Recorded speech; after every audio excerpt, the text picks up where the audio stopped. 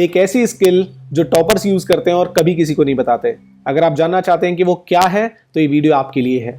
एक स्टूडेंट होने के नाते आप कहीं वो गलतियां तो नहीं कर रहे जो इस वीडियो में मैं आपको बताने वाला हूं। तो बहुत सारे स्टूडेंट्स एग्जाम से पहले क्या गलतियां करते हैं, उन्होंने जो अपने नोट्स बनाए उनको बार बार पढ़ते हैं, दोहराते हैं, घंटों वो पढ़ाई करते हैं, इंफॉर्मेशन को मगअप करने की या रटने की कोशिश करते हैं, बुक्स को, नोट्स को हाईलाइट करते हैं और उसके बाद भी, यानी इतनी मेहनत के बाद भी वो एग्जाम में वो परफॉर्मेंस नहीं दे पाते जो वो देना चाहते हैं या जो वो डिजर्व करते हैं।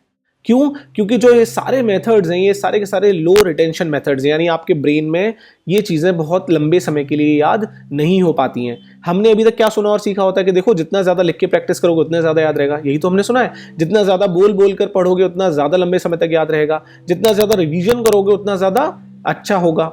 और जब हम अपने बेस्ट पे परफॉर्म नहीं कर पाते तमाम कोशिशों के बावजूद भी, तो हमें लगता है कि ये जो टॉपर्स हैं उनकी शायद मेमोरी थोड़ी अलग होगी या उनके शायद कैपेबिलिटीज थोड़ी अलग होंगी, लेकिन ऐसा नहीं होता। तो प्रॉब्लम आपके अंदर नहीं है, प्रॉब्लम आपके स्टडी मेथड में है। ऐसा कौन सा सीक्रेट है जिसे टॉपर्स यूज करते हैं, आप जिसके बारे में अभी नहीं जानते हैं बट आप सीख सकते हैं, वो मैं शेयर करने वाला हूं। तो इस बात को हमेशा याद रखिए कि आपकी जो मेमोरी है वो पुअर या वीक नहीं है, अनट्रेन्ड हो सकती है, लेकिन कमाल की बात यह है कि उसको ट्रेन किया जा सकता है। समझने की बात यह है कि हमारा जो ब्रेन है वो टेक्स्ट में नहीं सोचता, वो लाइंस में नहीं सोचता। एक पिंक एलिफेंट के बारे में आपको नहीं सोचना है, आप कुछ भी सोच सकते हैं बट पिंक कलर के एलिफेंट के बारे में नहीं सोचना है। सही से बताइए क्या इमेज आपके माइंड में आई? एक पिंक कलर के एलिफेंट की आई। यस, जिस काम को करने के लिए मना किया गया वही आपने किया।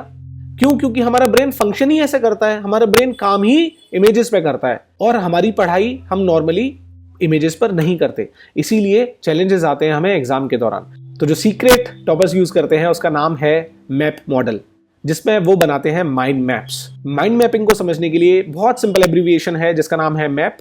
M for main topic, A for associations and P for pictures and patterns. इसके बारे में हम डिटेल में समझने वाले हैं। सबसे पहले समझते हैं कि इसके फायदे क्या क्या हैं। सबसे पहला फायदा ये तो ये है कि अगर आप मैप मेथड को यूज करते हैं या माइंड मैप्स को यूज करते हैं तो पहला फायदा ये होगा कि आपकी मेमोरी ज्यादा बेटर होगी और जब भी आपको किसी चीज को रिकॉल करना होगा, स्पेशली एग्जाम्स के दौरान, तो आप इजीली रिकॉल कर पाएंगे। क्यों कर पाएंगे? क्योंकि हमारा जो दिमाग है वो इमेजेस पे काम करता है। अभी हमने एक एग्जाम्पल किया था ना पिंक एलिफेंट वाला, तो इमेज तुरंत दिमाग में बनी थी। आपने रियलिटी में भले ही पिंक एलिफेंट नहीं देखा होगा लेकिन इमेजिनेशन में तो देख ही लिया। दूसरा, हमारा ब्रेन कलर्स को ज्यादा लंबे समय तक स्टोर कर पाता है। और तीसरा, विजुअली जिन चीजों को हम देखते हैं वो हमें लंबे समय तक याद रहती हैं। दूसरा फायदा, बेटर प्रोडक्टिविटी। आप कम समय में ज्यादा अच्छे से रिवीजन कर पाएंगे, ज्यादा अच्छे से पढ़ाई कर पाएंगे और आपकी परफॉर्मेंस भी बेटर होगी। थर्ड इज क्रिएटिविटी आपकी बेहतर होगी। और चौथा बहुत इंपॉर्टेंट है कि आपकी प्रेजेंटेशन बहुत ज्यादा अच्छी होगी, क्योंकि आप सिंपल नोट्स नहीं बना रहे हैं बल्कि आप स्मार्ट नोट्स बना रहे हैं जिनका नाम है माइंड मैप्स। अगर आप चाहते हैं टॉपर्स की तरह परफॉर्म करना तो सबसे पहला काम आपको करना है कि आपको माइंड मैप्स बनाने हैं।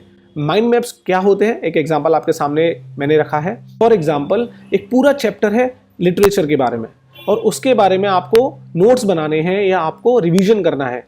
तो आप मुझे ये बताइए, अगर एक 10 पेज के नोट्स हैं या 10 पेज का चैप्टर है, उसको अगर सिंपल एक पेज पर आप ले आए तो आपके लिए रिवीजन करना आसान होगा या नहीं होगा? यस, होगा। दूसरा, हमारा जो ब्रेन है वो इमेजेस पे काम करता है, कलर्स पे काम करता है। तो अगर वो थोड़ा कलरफुल होगा, कुछ उसमें इमेजेस होंगी, तो आपका माइंड ज्यादा लंबे समय तक उसे याद रख पाएगा। इसीलिए आपको क्या करना है कि जो भी आप प्रैक्टिस के लिए नोट्स बनाए या रिवीजन के लिए अलग से नोट्स बनाए, उसमें एक माइंड मैप जरूर बनाए। क्यों? क्योंकि हमारा ब्रेन काम करता है इमेजेस पर। Second is use memory techniques.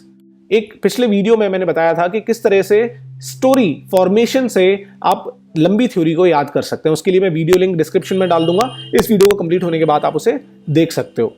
एक एग्जांपल से समझाने की कोशिश करता हूं। मान लीजिए एक एवरेज स्टूडेंट है और एक 10 पेज के नोट्स उसको रिवाइज करने, उसको कितना टाइम लगेगा? कम से कम 1 घंटा लगेगा। उसमें भी वो बार बार पढ़ेगा, रिवाइज करेगा। क्या होगा? दिमाग में अल्टीमेटली कंफ्यूजन क्रिएट हो जाएगा कि अच्छा इसके बाद क्या था, इसके पहले क्या था।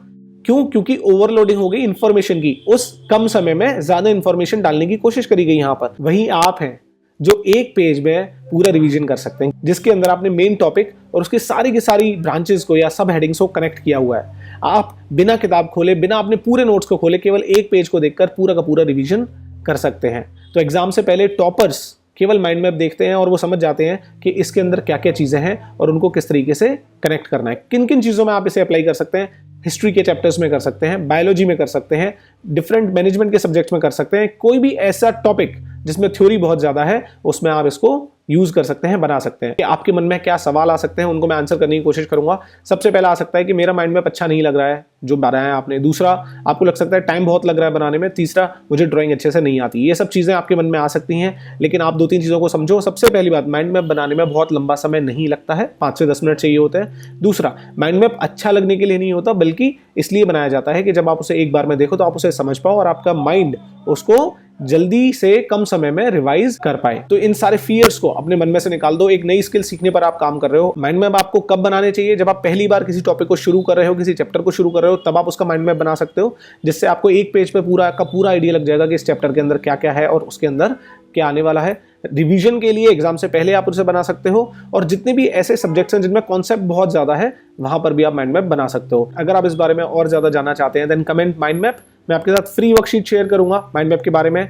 और इस सीरीज से जुड़े रहिए, सब्सक्राइब द चैनल, क्योंकि मैं आपके साथ आगे के वीडियोस में शेयर करूंगा माइंड मैप कैसे बनाना होता है और उसमें किस तरीके से आप मास्टरी कर सकते हैं। अपनी पढ़ाई के दौरान कैसे स्मार्ट स्टडी स्किल्स को अप्लाई करके आप अपने एग्जाम्स में बेटर परफॉर्म कर सकते हैं। स्टोरी फॉर्मेशन का जो एग्जाम्पल मैंने दिया, उसका वीडियो का लिंक डिस्क्रिप्शन में है। Always remember, you are enough and capable of more than you think. With this, thank you so much for being here. God bless.